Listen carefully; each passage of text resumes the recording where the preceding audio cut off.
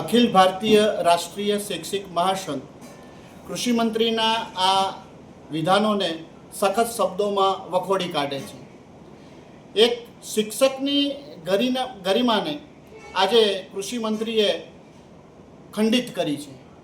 શિક્ષકોની લાગણી બહુ બહોળા પ્રમાણમાં આનાથી દુભાઈ છે. એક તરફ એમનું વિધાન છે કે 8મો પગાર પંચ ગુજરાત સરકારે આપી દીધું છે.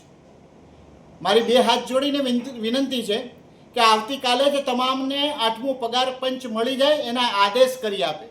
હજુ 7મા પગાર પંચના પૂરા લાભો પણ પહોંચાડ્યા નથી, કેટલાક ભથ્થાઓ પણ નથી આપ્યા, ઘર ભાડું પણ હજુ એટલું ઉચિત વધાર્યું નથી. એવા સંજોગોમાં 8મા પગાર પંચની વાતો કરવી કેટલી વ્યાજબી છે અને એ ગુજરાત સરકારના મંત્રી તરીકે 8મો પગાર પંચ આપી દીધું કહેવું એ કેટલું વ્યાજબી છે એ વિચારવું રહ્યું. અને સીધી સાદી વાત છે કે શિક્ષકો ભૂખ છે.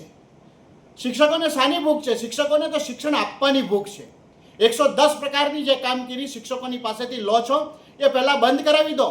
સરકારના સીધા પ્રતિનિધિ તરીકે કૃષિ મંત્રી જ્યારે એમ કહેતા હોય કે મોબાઈલમાં વ્યસ્ત છે, ત્યારે ઓનલાઈન કામગીરી કરવાની જે પળોજણ આપી છે એ શિક્ષકો પાસેથી આ બધી જ કામગીરી બંધ કરાવી દો. 110 પ્રકારની કામગીરી જ્યારે રાજ્ય સરકાર બંધ કરાવી દેશે ત્યારે શિક્ષક મોબાઈલનો ઉપયોગ નહીં કરે, માત્ર વર્ગ શિક્ષણ કાર્ય કરશે. સરકારના તમામ કામગીરીની અંદર શિક્ષકોને સોંપી દેવામાં આવે અને પછી શિક્ષકોની કામગીરી સામે પ્રશ્નાર્થ કરતા આવા વ્યક્તિઓએ આ વિધાનો ન બોલવા જોઈએ.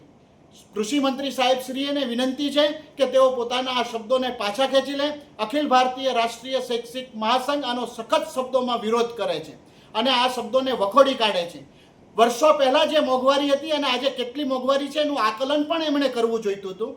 વર્ષો પહેલાં ધારાસભ્ય તરીકે એમને કેટલા પગાર મળતા હતા અને આજે કેટલા પગાર મળે છે એ પ્રશ્ન પણ પોતે સ્વયં પૂછવો જોઈતો હતો.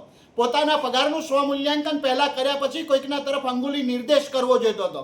અને ગુજરાતની વિધાનસભાના ફ્લોર પર રાજ્ય સરકારે સ્વીકારેલું છે કે કેન્દ્ર સરકાર જે પગાર આપે એ ગુજરાતના કર્મચારીઓને આપશું.